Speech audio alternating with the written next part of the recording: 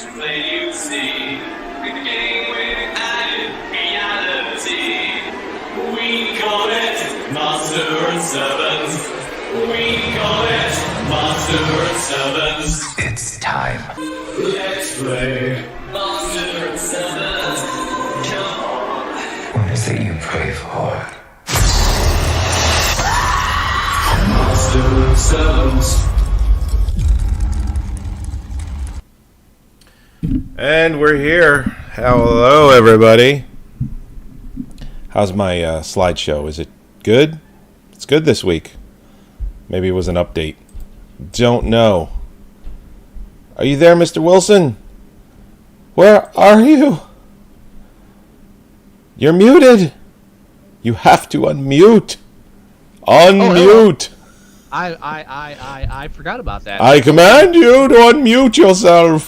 I'm unmuted. I apologize. There we go. Welcome to Moviesucktastic. The muted one is Scott. The unmuted one is Joey. Yeah. And we are here to review horror films. And this episode, we're doing Hellraiser, the 2022. Yes, the new one. The one that everyone's all complaining about because they've gone woke. Oh, they complained about that? Of course, because they got rid of... Listen, this is actually a pretty good movie. I like this movie. Yeah, spoiler alert. No, they're complaining because, they do a reboot of the franchise, and of course, Doug Bradley, who played the original Pinhead, isn't back.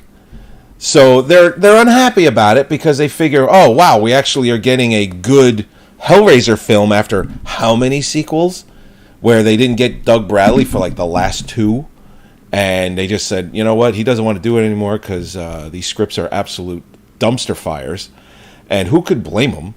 Straight to video, and to have to sit in all that makeup for a shit film, Well, I mean, he is still getting paid, but yes, that is correct. So they announced we're redoing Hellraiser, and they're like, hey, how come Pinhead isn't in this? You could have the priest, which is what her name is. She's not actually Pinhead, so I guess they left that open in case he does want to come back. So they're like, that could be, just another Cenobite with him, but it's absolutely absurd. And you know what? They're also woke, and it's like, oh, this is woke. I hate that so much. Please stop. Please stop with the woke shit. Nah, for real. Stupid. You know what else they're complaining about? That the woman, her name is Jamie. Oh, what's her name? Jamie. Here it is. Clayton. She's a trans woman. So they're complaining about that too. So it's a man that became a woman playing Pinhead who doesn't have really a sexuality at all. It's like, what are we complaining about here? Yeah. Disclaimer: I was reading Clive Barker back when I was a kid, when the Books of Blood first came out in America, just as shitty anthology paperbacks that you get at the Woolworth. Mm-hmm. I was reading them younger than I should have been. Woolworth throwback. Yeah. I'm familiar with this stuff. Also, I saw the first Hellraiser in the theater when it came out. I mean, I've been there. I rode the ride. But I'm not a huge Clive Barker fan. He annoys me like a lot of these artists do, where they get so artisty and then the artistness just becomes annoying. So I will have things to say. I will touch on the point that in the original short story, the Pinhead character was not named and actually had a feminine voice. Was said to have been so modified by their whole thing that you couldn't even tell what sex they were. So they were essentially neuter or sexless. Clive Barker apparently doesn't like the name Pinhead, of course, because he didn't think of it. So I'm sure he hates something that everyone else in the world fucking loves. Well, here's the thing. So in 2015, he did like a follow-up sequel where he gave the character the name the Hell Priest. Oh. What? Did he did that? Okay. Well, you know, it's interesting. Yeah, You're right. You're right about what he wants with it. You know, Oh, I I know. get that. But when he did that, it's almost like he did. I mean, I'm okay either way, but I don't think it should have bearing on the films. So he was obviously involved in this film, which gives it a lot of credit. Yeah. Well, I mean, they could throw his name on there. I mean, all they got to do is throw his name on there because it's his property. But you're right about him not coming up with the name Pinhead, because when you go back to the original Hellraiser, even if you just do an IMDb search, his name in that movie isn't Pinhead. It's lead Cenobite. That's his actual title on IMDb. It's just what everybody called him. It's like everybody writing about it called him Pinhead, and I was like, that was it. Yeah. I mean, it was just. Yeah, I mean, if you look at the if you look at Doug Bradley as Pinhead, when you look at his face, it's actually on the screen now. They actually look like nails, like roofing nails. Like that's what they look like. Now, the woman, or Jamie Crowley, or Clayton. I'm sorry, Jamie Clayton. She actually has pins. You know, it looks like, you know, pins that you would use to put in a mannequin. Or I'm not a mannequin, like a clothing doll, like for doing seamstress type stuff. So she actually has pins in her head. So I don't know if that's just a more defined version of the name Pinhead, because Doug Bradley's Pinhead looks they look like nails. Well, they don't look like pins. That's what you got to love too. Is like, oh, I don't like the name Pinhead, but they're so married to it that there's pins in every single Cenobite. So we're gonna keep that because we know if we lose that, everyone's gonna be pissed off. But I don't like the name Pinhead. You know, just whatever. It's just one of those things that annoys me. So why the fuck would you even care? You know, you didn't even name the character. Go do a sequel to Rawhead Rex. You know, that'd be fun. I'd watch that. I have to be honest. I like that movie. I like that movie too. I read it in the Books of Blood earlier on. It's and just, that shot in Rawhead Rex, the resurrection shot where he just jumps up with the lightning and the storm in the background. It's just a cool shot. It's just a cool shot. If anybody wants a reason why I don't like some of Clive Barker's stuff, all I'll say is Nightbreed. That's it. That's all I have to say. The one word. That just explains everything. Yeah. So I'm looking at a poster from forever ago. Mm-hmm. I'm looking at a poster. Well, not a poster from forever ago. It's for this movie. And it must be a production shot to kind of show that they're making this movie. Because in her head, it looks like nails. But in the movie, they are pins with almost like pearl tips on them, like rounded pearl tips that, you know, pin. So I guess they were going with that at one point and then changed the makeup stylings at some point. So let's refocus. Yes. Let's start with now. Obviously, there's a comparison between Hellraiser and a Hellraiser reboot. Yes. It's officially a reboot. I would say, right? It's gotta be because they changed the universe, so you can't just say it's a sequel or it's like a continuation. It's got to be a reboot. If Doug Bradley comes back in any way, then I would say, well, actually, you could probably reboot it with him anyway. Yeah, I mean, it's just honestly, I think this movie is popular enough. It was reviewed actually pretty well for a horror film. Number one, a horror film of this, you know, gruesomeness. It's brutal, like a lot. You know, that's what Hellraiser always was. Like all the death scenes are always brutal. Right. Everybody, for the most part, good, favorable. So I think they would continue to make more of these, especially if Hulu was doing it, where it goes straight to streaming. Yeah.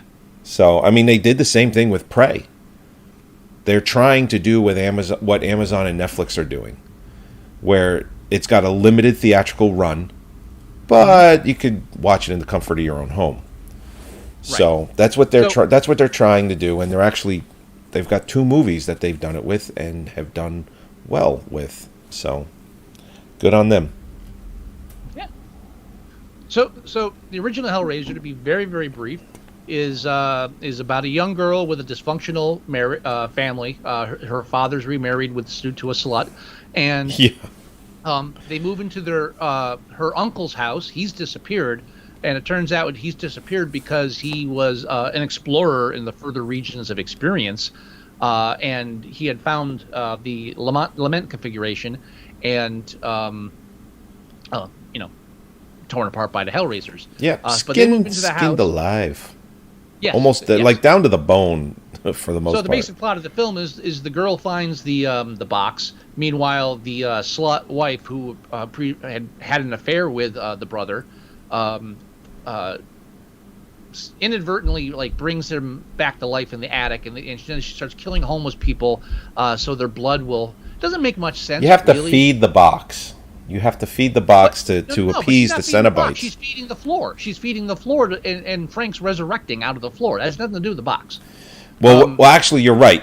They did that in this version where they're feeding the Yes. box. Yeah, Right, and we'll get to that. I just it wanna actually get makes through the first film. way more sense. You're slowing me down. I'm sorry. Go ahead. I'm trying to get through real quick. So while that's all happening, while Slut's killing hobos and Frank's resurrecting, and the daughter finds the box and summons the Cenobites, and then she tells them about Frank who escaped, and they're like, okay, you make but she strikes the deal. So there's a lot of back and forth, cat and mouse. Frank kills his brother and wears his skin. There's a whole to do. The Cenobites show up. Jesus wept. End of story. Then a demon comes down and grabs. They throw the box in the fire. Her and a boy. She had found a boyfriend. It's really not important. She throws the box in the fire at the end. This homeless guy turns to a demon, grabs the box, and flies away. Yep. There's no flaws. But Yes. It's a good film. It's very dark. It's very atmospheric, dark, brooding. Cenobites is something that we really hadn't seen before. The movie didn't really. It was new. It was new. It was new, and you know what? Just IMDb alone, the original Hellraiser is sitting at like a 7 out of 10. Solid 7. Yeah, Solid 7. But I hesitate with an 8 because the ending sucks, and the resurrection of Frank doesn't make much sense. But even with that, I'm surprised because of the type of horror film that it is Right. so high. I think there are better horror films that are lower. I'm not saying that Hellraiser isn't a good film. I enjoy it a lot. It's actually one of the few horror films of that style that Mare actually likes. She really likes that film. I'm just saying it's not a perfect film. No, not in It's any great. way. I love it. I was there at the beginning. I was a splatter punk. I was watching this stuff in the theaters. I was reading this stuff. I know. But anyway, so that's the first film. So as far as rewriting but basically, and then if you don't know about the sequels, what happened is Clive Barker kind of fell out of it, but either he kept selling it or they just had the rights and they just kept making more and more Hellraisers, and they just buried any common sense and so any kind of lore that's from that series is just twisted from movie to movie depending on who was writing it and what they were trying to do. They made 9 movies, 9 of them. Yeah. And I'm 8 up to and 5. 9. I still haven't watched them all myself. I gave up around 6. I'm trying to finish them. I think I'm 4 or 5. Inferno, I I'm think was definitely ahead the Inferno. I know I'm ahead of you because I recommended one of them, the one with the whole gumshoe noir thing going. Oh, I don't even know which one that is. The one with the detective, with the magic tricks. I don't think I saw that. Oh, then you're not as far. See, you're definitely not as far as. No, I think 'Cause that Inferno was the last one I watched, or the one in space. I don't remember. I swear to God, they made 9 of them. Hellraiser 8 and 9 did not have Doug Bradley, and if I'm not mistaken, the Hellraiser in 8 is not the same guy in 9. So there's 3 Pinheads, Yeah. which is crazy to me. It's like, And can now you a just lady? a trans woman? Remember, they're all woke. Why do they have to do that? to piss you off, Earl. I'm not gonna like dwell on this, but you and I have had similar arguments, but not because of it being like remember like with the remake of The Hitcher. It's not. Yeah. We argued it wasn't because it was a woman. Now it was because it was lazy because they just switched to character sex and that was it. It's like the same fucking movie. Yes. Yeah. It had nothing to do with it being a strong woman. It had to do with it being a stupid idea. Well, they did the same thing with the Overboard remake. The original with Kurt Russell and Goldie Hawn, she falls over, loses her memory. In the remake, he falls over, loses his memory. It's like, what? This is just lazy. You just want to make it different for the sake of making it different. So it's not an exact replica of the first film because you're already getting called out for doing it anyway. It's like, come on, let's be more inventive. I could give a shit that you swapped it around, but make it good, which you didn't do. You know? It's like, come on. So if it impacts the story in some way or the creative process, then that. But then The Little Mermaid's black. Who gives a fuck? Yeah, I'm not gonna watch it anyway because I just don't care about The Little Mermaid. I saw. I might have seen the original once, but I didn't want to. I watched the original once. It's for the kids, and why I'm sure the kids can handle a black Little Mermaid. They're handling a Little Mermaid because mermaids don't fucking exist. Yeah, yeah, but they're white though. Like, we're the anti-dinosaurs alone Christians on this shit. Isn't that I have heard one. Just so you know, about the Little Mermaid being a fucking fish. Mermaid swam with Jesus. Just so you know, get it right. No. They swam with Jesus. They have red hair and they're white. Come on. It's Satan DNA in the tail fin, obviously. It cures cancer, and they just don't want to kill the mermaids to cure cancer. We all know the world's coming to an end. Just relax and enjoy it. So the remake, they had a chance to reinvent it and give us some solid mythos, and they pulled off just that without over-explaining, without too much exposition. They really gave us something to latch onto for once, and it's great. Oh yeah. Yeah, and they go with, feeding the box. So the girl, the main storyline is there's a character What? Hold on. What? What? I just want to point out that my favorite change from the original film Yeah. to the new film is that instead of the main bad guy being like this degenerate sex fiend that was like fucking his brother's wife. Oh, right. It's Elon Musk. Yeah, it's pretty much Elon Musk. I love that. So the movie opens up. I had to get that in before you. No, it's all right. The movie opens up with him. Elon Musk. Elon Musk. You find out very quickly that he is feeding this box so that he can meet the Cenobites and pick one of the things that they offer you as a gift. Once you do, one is life, one is pleasure. There's a whole list of things. One is 7. resurrection. 7. I'll look it up. I should have wrote it down. It's not not that big a deal, but he's doing it. He's killing innocent people. He's giving them the box to solve the puzzle. The one guy's like, "Hey, do I win anything?" He goes, "No, but I do." All right. And yeah, go ahead. The one thing the screenplay does spoon feed, but I'll allow it, was when they pick up, like they have a woman that picks up the box with the box in it. Prior to this scene, and the guy's like, "I thought you'd be him." She's like, "No, if there's one thing he don't do is something that he can't have somebody else do." It's like, okay, great, thanks for setting that up. He's rich, so we kind of know that, so we didn't need that, but thanks just the same. Sorry, that was one of the very few things in this film that annoyed me, was that, but it gets much better. So you find out very quickly that he is killing people so that he could get this eternal reward. Then he does that. You see the whole thing happening. It's in his house. It fades to the next shot, and it says 6 years later. And it opens up to a girl, her brother, roommates in one place. Well, actually, it opens up to her getting banged by her boyfriend. Oh, yeah. And then he tells her that he loves her, and she's like, "Whoa, what the fuck?" You can't. No. Don't ruin a good sex session by telling someone you love them.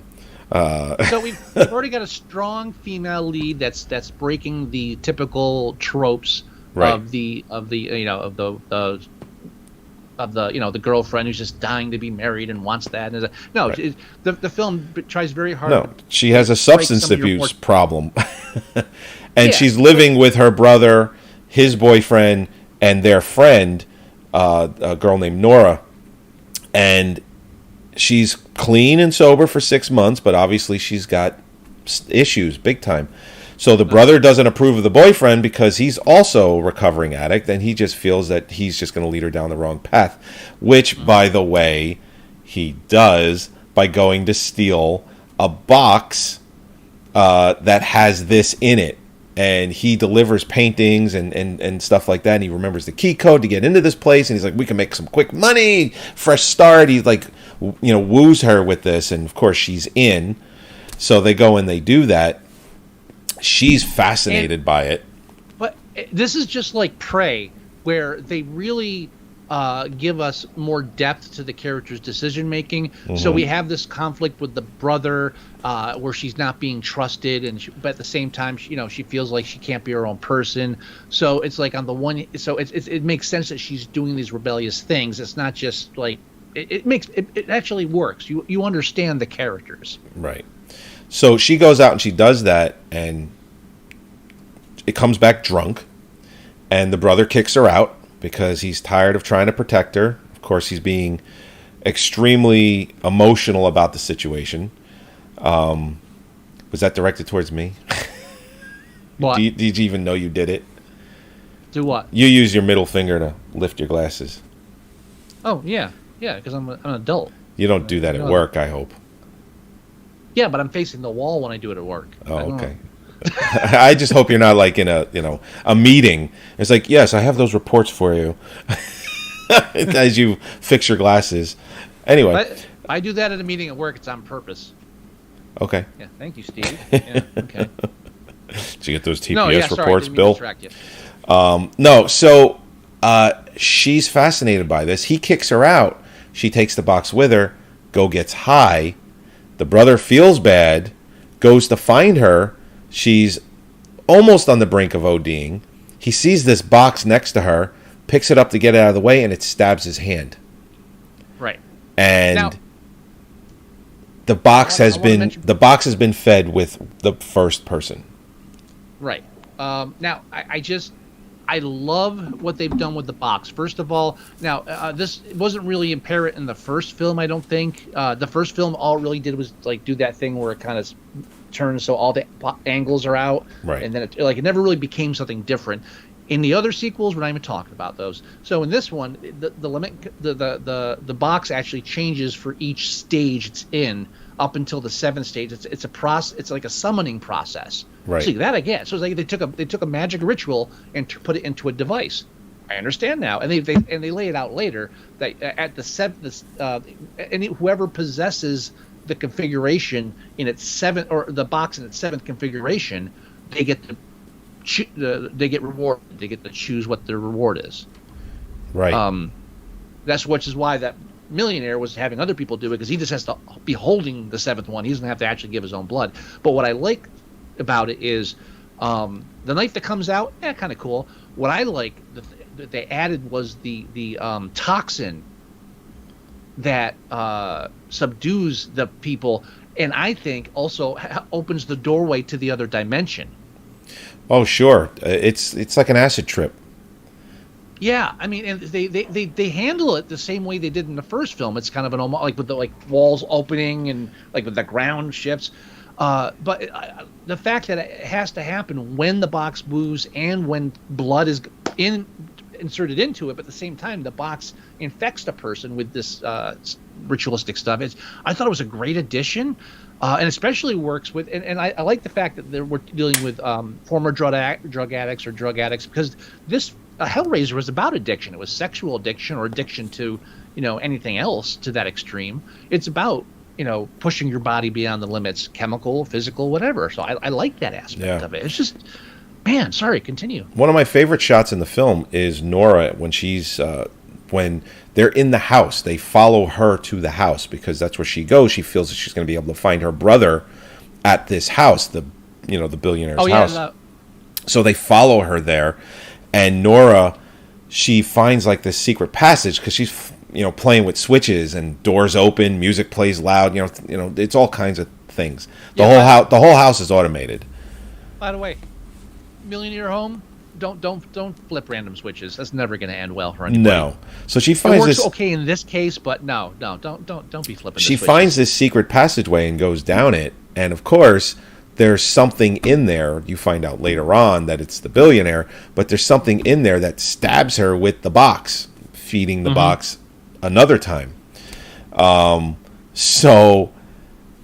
one of my favorite shots in the film is when they try to get the hell out of there, and they're in the van. And she looks up at one point, and the van is getting further away from her. And it just keeps going and going. It's like this super long shot. And they're all the way in the front. Return the map. Return the map. They're all the way in the front of the van arguing because they're lost. They can't get out of this. It's like a maze. And then she hasn't moved, but the van, it just keeps getting further away until she's not in the van anymore. And I thought that was a real ingenious way to do that. It was just a really cool shot. And that's why I feel like that drug that they get infected with when they get cut by the box. I feel like that's part of the agent that allows them to slip that way. Otherwise, everybody else would be dragged in there too. Yeah. So now another thing. Now in the original Hellraiser, as I mentioned, the teenage girl. Summons the Cenobites, and they're about to tear her ass apart. She's like, "Oh no, I know Frank." And they're like, "Oh, Frank, really? We'll trade." In this case, the Cenobites seem to be drawn to the lead actress, the lead character, and when they come for her, they're like, "We like you. You should just find us more people." Well, because at one point she does end up stabbing her hand on the box, right. And they tell her, they go, "Listen, we have your blood. We can take you at any point. But you should just continue bringing people to us. 2 more and you get your brother back." That's basically the bargain, or what they said that she can have. Right. So at any point they could take her, but they know that her purpose, her motivation is to get her brother back. So they know that she's going to be making these hard decisions of, shit, I need to keep bringing people to them so I can get my brother. So they know that. It's a real metaphor. Hold on. It's a real metaphor for being a junkie. They know she's an addict, and they took that kind of perspective in the film, that they know that take the priest, the female Pinhead, she's the dealer, and she's the junkie, and it's like, listen, bring me more people, and I will reward you. They took that addictive element with it, and I liked it. I thought that was a very cool way to do it. So her motivation is her brother, and because addiction is desire to a harmful extent, which I think is what sadomasochism is all about, yo. So there is that. Yeah, I mean, I got sidetracked when we were talking about that. Well, you were saying that they like her, and yeah. So I think part of that is like they can feel what she's looking for, like they know what her goals are, and all. But on the other hand, it's like, well, they know that they can fuck with her too, and they like human suffering, and they already killed her brother, so like this is a good chance to watch somebody twist in the wind. So it's all easily explainable. Not, like the logic of the film works a lot more than the original film does. It really does. I think it's a huge plus. Speaking of the millionaire that we're talking about, I brought up the list. The gifts are the lament, which is life, lore, which is knowledge. Oh, that's the one I would have chose. Oh, I can't even fucking imagine. Laudorant, which is love. Don't want to know. Liminal, which is sensation. Lazarus, which is resurrection, which is the one they tell her she could use her for her brother on her brother, and Leviathan, which is power. So in the original the box was known as the Lament configuration. So what I love about this is they managed to keep the name that was given to the box originally, change the nature of the entire device, yet still keep that name and still keep it important to the theme of this first film. It's just like, it was so well crafted. I'm sorry, I'm getting like teary here. It's just I love what they did with it. There's so many ways they could have fucked this up and they didn't. You know, and again, anybody that has a problem with the female Cenobite is just, I'm upset they didn't bring back Butterball, just out of nostalgia. But you know, maybe we shouldn't be fat shaming people, and maybe they couldn't figure out a way to do it that didn't come off as like fat shaming, and you know, we're trying to be a bit more progressive here. They're Cenobites. I don't know if it counts. It's all prosthetics anyway. I noticed his absence, but I didn't feel that. The female Cenobite, I forget what she was called. I just know the female Cenobite. Oh, I have it. It's here. Jamie Clayton is the priest. She's the... No, I meant from the original film. Oh. What they called her in the original film. That's what I meant. Oh, yeah, what the hell was her name? It was almost like a husband and wife thing. Oh, you know how you know the names? The fucking subtitles are great. They had the names. Oh. Down there. Yeah, we had them on. And I was like, oh shit, I'm so glad we have these, because now I know that this is called the Chatterer, which is what he was called. Chatterer was called Chatterer. Then they had the Weeper, which was a new one. I thought the Weeper was the Chatterer at first, because it was hard to tell that that one was crying. Then there was the Gasp. The Gasp is who, I think the Gasp is who the, no, that was somebody else. It was Gasp or the Asphyx. One of them is what the original female Cenobite, the main focus of her was she had that wire thing around her head, and it was pulling back her throat so you could see her like vocal cords, right? And it looked like a vagina in her neck. And so they still have that character, but I think she's the Gasp or the Asphyx because you can hear her breathing. She's got that like trach ring in there. Barbie Wilde, her title in Hellraiser 2 is just female Cenobite. Yeah, that's all anybody ever called her, female Cenobite. Everybody else they gave fancy nicknames to, but she was just female Cenobite. You know, it was kind of sad. Yeah, she was definitely not a lesser Cenobite. No, she was on the cover of the box in the poster. Obviously, Butterball was the lesser Cenobite because he's the one that didn't make the cut, and we all know it. Yeah.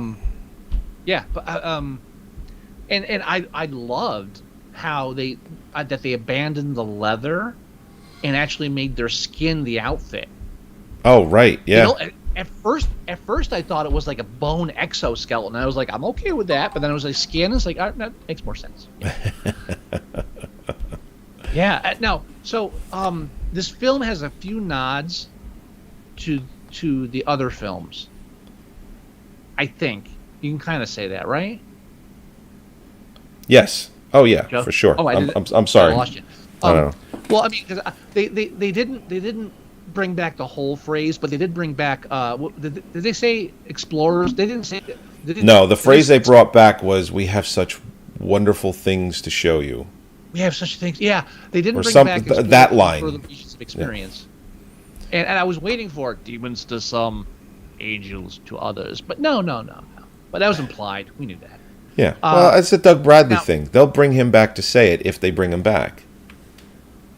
I do like how this film kind of, I guess maybe they took it personally from the second film. By the way, I do remember taking a group of people in a car as a teenager to see Hellraiser 2, Hellbound, in a theater, and I remember apologizing to every single one of them when we left. You know what's interesting about that? You've told that story.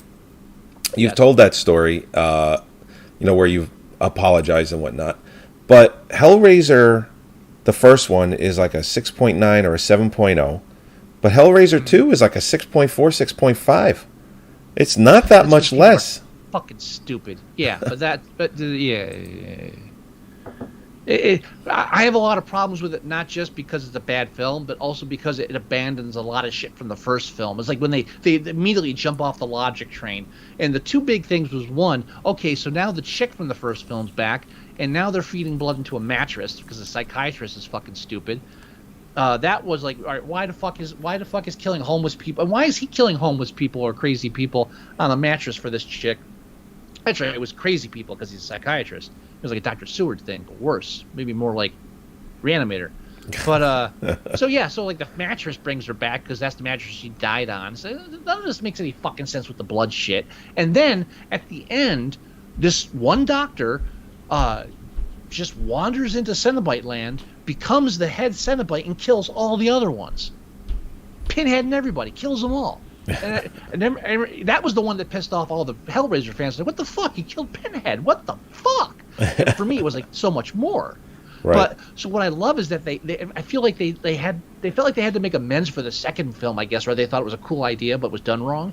But so in this one, spoiler alert now, if you don't want the ending ruined for you, just stop listening. Sorry, but you knew this was coming. So we went through all the different choices when you have that configuration at the end. So do you want to tell this, or can I burn? No, go ahead, go for it. No, I think you're going to be more eloquent with it anyway. Speaking of which, I'll finish my gin before I say it then. So the opening of the film showed the Elon Musk doing the whole Cenobite thing, and then getting he showed him doing getting it to the 7th configuration, where it's this long pyramid thing, which I believe it was in that shape in an earlier film. But I don't care. Yeah. But then it cuts 6 years later. You don't know what happened. So what we find out is that when he got the 7th configuration, he asked for his prize to be I think it was liminal sensation. Sensation. He thought it'd be like unending sex, but what it was is they stuck a fucking harp in his chest that would pull his fucking nerves out at random intervals, so it was like always fresh pain. Just fucking beautiful. Beautiful. 10 times. I just was sort of a nice touch. It just kind of makes me wonder, like, if they make more of these films, I imagine we're going to get to see more of what these other things are, like knowledge. You think that's a pretty harmless thing, but what the fuck are they going to do to give you knowledge? Yeah. You know what I mean? You know what I do? Yeah, you know what I do like too is like the original, like the idea of that. Okay, if you're looking for the ultimate experience, you seek out this box. Like, this is a legend, and you'll find it. So these very few people find it, like Frank did, and then like it just tears their fucking face apart. Yeah. You think after a while, like the legend would change a bit. It's like, yeah, don't open the fucking box. But with this one, there's a ritual and there's an actual goal at the end, attainable goal for that ritual. It makes so much more sense why someone would fuck with a box that everybody keeps disappearing with after they get their, it makes more sense in that way. I like that. But my main point is that they made amends for that stupid doctor becoming a Cenobite and just all of a sudden being Lord of Hell. And in this one, what happens is the girl ends up with the configuration at the end, but she decides she doesn't want to bring her brother back because she's grown as a person, the character arc, and she says, "No, I don't want anything from you people." And then so the Cenobite basically says, "Oh, you want to suffer? Well, that's the life one. So good choice." And I love that, by the way, because it showed that just the fact that we choose to suffer. Instead of like looking away from, like deflecting from pain, that itself is like masochistic, right? And I thought it was a brilliant, and that's called the lament configuration. I loved that. Yeah. But even better was that they have the millionaires like, I'm not falling there for this shit again. I don't want this fucking crap. But there's like, you know what?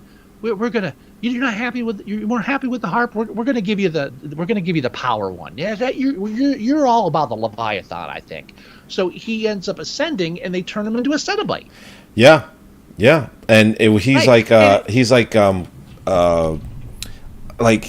Jesus Christ pose too, like on a cross and everything. Now, where it almost makes it look like he's like that powerful, where he is going to be making some serious fucking choices. Oh yeah. Well, but what I love about it is that you have to compare it to the sequel, because Hellraiser 2 was the one that gave us this whole image that they show in this remake of like the giant stone maze on the bottom, and like the giant pyramid glowing Leviathan floating overhead. That's right out of the sequel. Right. And even how they make the Cenobite doctor is the same way. It's a bit more cheesy in the sequel. He closes in like a suicide box and it pokes him and shit. but then he comes out like a super Cenobite. So really, don't they like paste these things? What the fuck? So this one still has that kind of mechanical presence to it, but it's done in a more like matrixy way, and it's more of a and more about like looking into the eyes of God. If hell's your God, right? Fuck. I mean, well, was one of the things it was audience with God. That was the power one, right? Well, that's power, yeah. So it's interesting. I mean, obviously we didn't see it, but if she did choose the resurrection, would it be like a 1-for-1? He comes back, but they take her. Like what? It's something fucked up because they're not just going to give her brother back. It's the monkey's paw. It's the old deal with the devil. There's always going to be, here's a picture of my girlfriend from high school. I want to fuck her. That's my one wish. Okay, give me your soul. Great, thanks. She comes back, but she's 6 inches tall because the photo's this big. It's actually a short story I read years ago. I don't remember who wrote it. But it's that kind of thing. And like Holly was calling it, Holly loved the film too, by the way. I think she felt the exact same way as me on everything. Yeah, Mare liked it. But Mare loves the original film, so, a fresh take on it. Mare was all in. I'm glad Mare's a fan of the original. I was surprised that she old was she when it came out? She didn't see it when it came out, but she was 6 years old. That's not what I asked. 6. Mm-hmm. Yeah, 6 years old. You cradle robber. Stop that. Stop that. Yeah, no, but she was down with it too. But she kept she was saying at the very beginning when they said the whole thing about you can choose something. She was like, "Oh, it's that devil thing. It's always gonna be they're always gonna twist it on her." It's like, yeah. Yeah, that's how it works. Yeah, you got it. And there's a pretty good twist in the film too. We won't give it away, but it was interesting. It was interesting. I listen. You see it coming, but not the entire time. You do see it at almost up until it happens. I didn't see it too much, but I think the main reason is because overall it's inconsequential. Right. All it does is put a complication into one relationship within the film. Right. I do like that the people that survived at the end of the film aren't exactly who I thought they might be. Same here. I thought that was interesting. I always like that. I always like being surprised. And the fact that they were redoing the whole Hellraiser, it's a reboot. They're going to do shit. So I really was walking on eggshells. I don't know what's going on. I can't assume anything. So, right. I don't know who the fuck's shocked when like a female Pinhead comes out. It's like, yeah, they tried something new. What the fuck? I think they should do another one of these. I think they should try and not because I'm not against it. Not because I want to appease any of these people. They're like, yo, Pinhead, you trans. It's like, no. I think they did a good enough job that they can bring Doug Bradley back and bring him back. No, bring him back. Bring him back with these Cenobites. Come on, it would be awesome. Best of both worlds. I disagree. No. This nostalgia shit goes only so far. I am so fucking fed up with Star Wars. I don't give a shit if they make if they make fucking Yoda porn. I'm done. Let things die. Build on the ashes of the new. Stop putting life support into these fucking franchises that have nothing to fucking offer. Now hold on. And again, sorry, I didn't get down on no, it's okay. And again, if they go forward without Doug Bradley, I'm fine with it. But think of what they could do if they bring him in with these existing Cenobites. It would be awesome. Think what they could do if they don't bring him in. I agree. Listen, I prefaced it with it wouldn't matter if they did bring him back. I would enjoy it either way. But if they did bring him back, I think they could do really cool things. Yeah. I really do. Listen, they got obviously competent screenwriters doing these because the last 7 films have been hot garbage, and the last 5 of them were straight to video. I don't have my finger on the pulse of the of the entertainment world anymore. I don't really like read the dailies or whatever, so I'm not really familiar with who wrote it until I look at it. There's a lot of names on the screenplay option. There's Ben Collins, Luke Piortowski. Screen story. I'm going to ignore that. Let's go to Ben Collins here. I'm just not sure what else he wrote. Super Dark Times, which I have not seen yet. The Night House, which I've not heard of, and Stephanie, which I am not familiar with. So I don't really have anything to base that on. The other writer, Luke Piotrowski, Super Dark, Night House. Yeah, it is the same shit. Yeah. All right, yeah. So I'm not really familiar with his work previous to this. I think Goyer's in because he did the earlier films. His name sounds familiar to me. Usually they attach names, based on characters. Story, I feel like that since they lifted the story from the first or second film, that might be why. His name sounds familiar to me. I really feel like he. I'm checking right now. David S. Goyer. Oh yeah, he wrote Crow City of Angels. Well, he also did Batman Begins. I mean, David S. Goyer has been doing movies a while. I know, but that's not why I didn't recognize the name. Oh, okay. Bear with me. All right. Dark City. That's why I remembered the name. Blade. He wrote Blade. I didn't even know he did Blade. Freaky Links, Blade 2, Blade Trinity, and then Batman started. But yeah, okay, yeah. So he didn't have a hand in the Hellraiser film. So he must have been. It's not an old thing. He must have just had a hand in coming up with the idea or something. Right. He gets a screen story by, so not really a screenplay. Yeah. So I like the fact that they got. You know what? Too the fact that he's in there for screen story. I don't know because they'll have a screenplay, then they'll bring someone in to punch it up. So Goyer could have been Goyer, come in here and just fix this up for us a bit. Yeah, true. Since he's the only name on here that has fucking experience beyond 2 films. That's true. So that makes the most sense to me. Then I can't see it the other way around. So that makes sense. See, I didn't have to even look up trivia. I just fucking just thought of shit. But yeah, no, dude, I was so happy this was good. I know. It's so. You know what? You know how it's like to be disappointed by your own favorite franchise time and time again? Think about Hellraiser fans. I can understand why Hellraiser fans have to complain about this one, because really, Hellraiser fans have had to complain about everyone. Yeah, true. And it's just because especially when you get to 2015 and then Clive Barker's the original film, I don't like the name Pinhead and stuff. You may have noticed from previous episodes, I have a strong lack of empathy for artists bitching about shit that they wrote that other people don't like. Fuck you. That's it. Why do I even care? Yeah, no, I know. All right, you know what we should do? Shut the fuck. What we should do? We should rate this. All right, let's rate it. 6.1. Fuck you. It's a little low in my opinion. I would go a solid 7 on this. I would go a solid. Dude, I would go 8. 8, really? You know why? Convince me. Because it's so fucking well written, and they basically fixed every flaw with a franchise, a fucking 20-year franchise, 30-year franchise. Yeah, I mean, think about the last. I mean, there have been good moments throughout most of the Hellraiser films, but the last really good Hellraiser film was the first one. And this is better than that.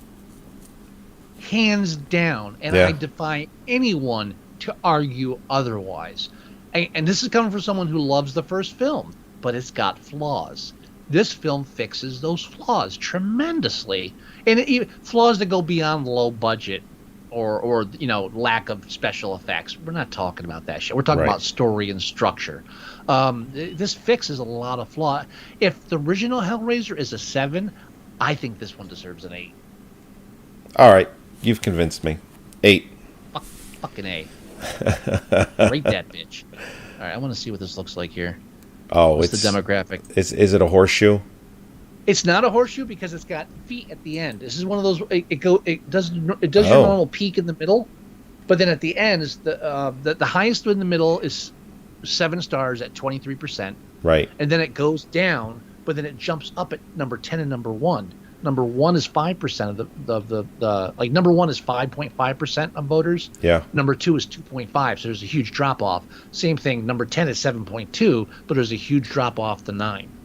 So it has the beginnings of a cult film.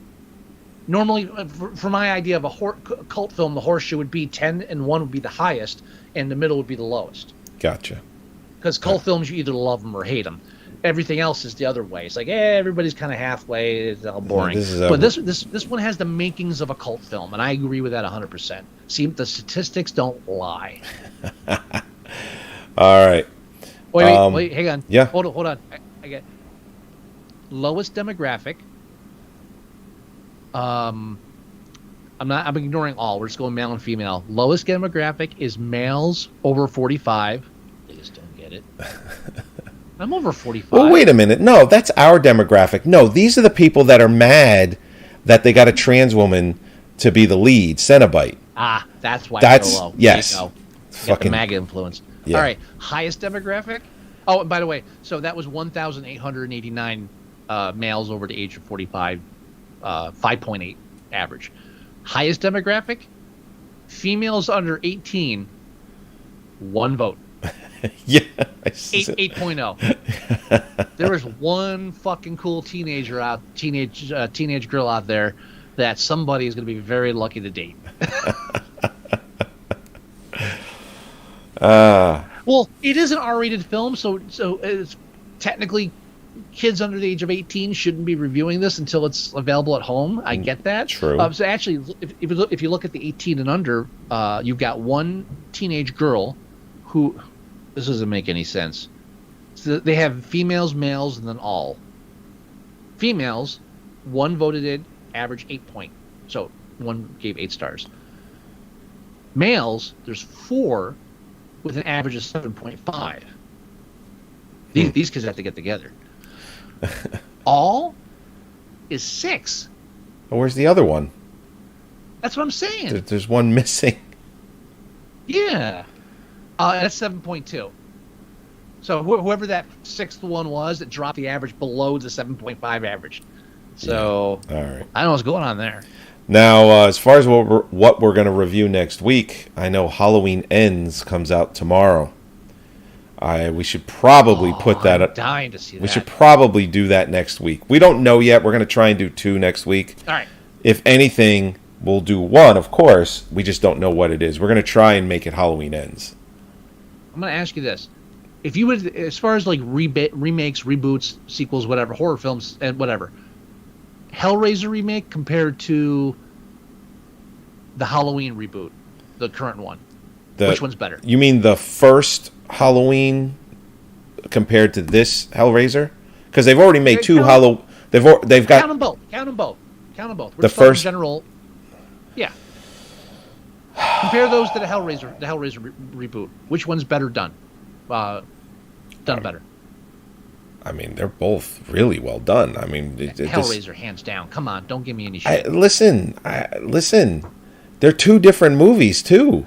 I have different sets of nostalgia for each. This is the best classic horror film remake I have seen since either the Evil Dead one, which I thought was fucking... Oh, the one from 2013. Yeah. Yes. Yeah. Either that one or the Hills Have Eyes remake, which I thought... Oh, the one from 06. That's the one where Mare and I she made me stop the movie after they broke into the RV.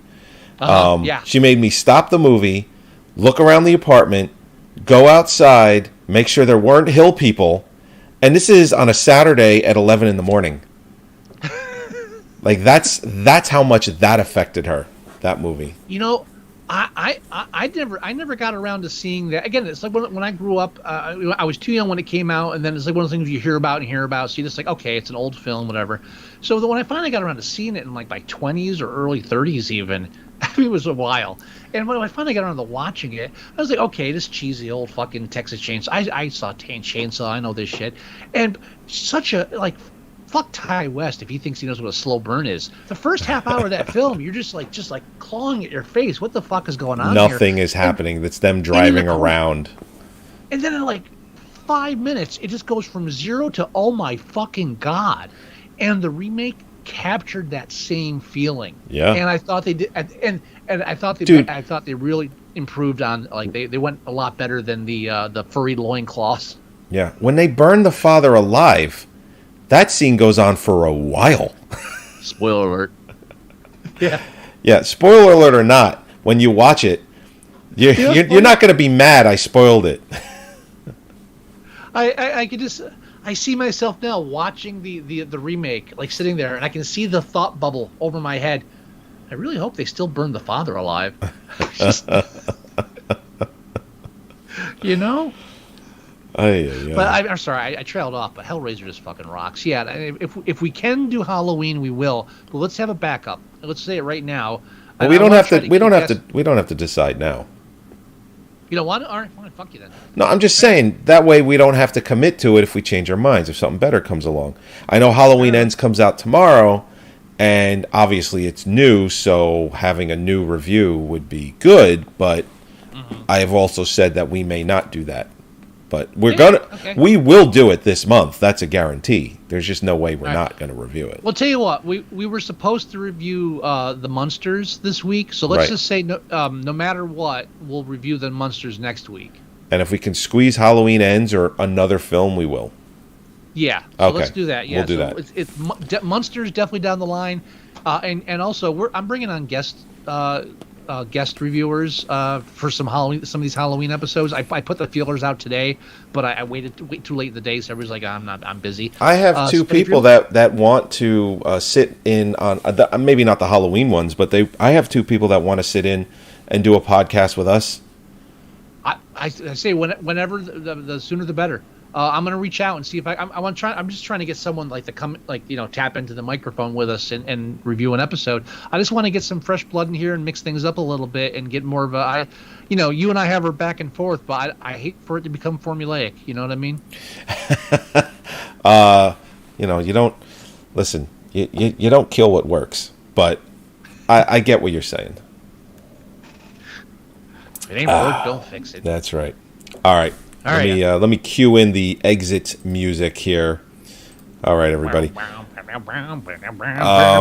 I am actually in the midst of working on a brand new website, so look for that coming soon. I've already found the site that I like, the template and all that stuff. I'm not going to go as crazy as I used to, but it's going to be functional and beautiful. But look for our website, a new one coming soon, Moviesucktastic.com.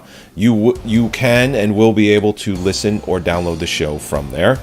You can go to iTunes and you can do the same thing. You can go to Facebook.com/Moviesucktastic and you can go and see what we post. Everything from movie trailers when we go live, anything that tickles us goes on the Facebook page. You can leave us email at themovieguys@Moviesucktastic. You can also leave us voicemail at 908-514-4470. And if you do a Google search or your favorite browser search for Moviesucktastic, we come up in a ton of spots. You should go and do that. Do you have any words of wisdom, Mr. Wilson? We are explorers in the further regions of bad movies. Demons to some, angels to others. Beautiful. All right, everybody. We will talk to you next week. Bye-bye. Bye. Jesus wept. One of my favorite lines from that first film. Yeah.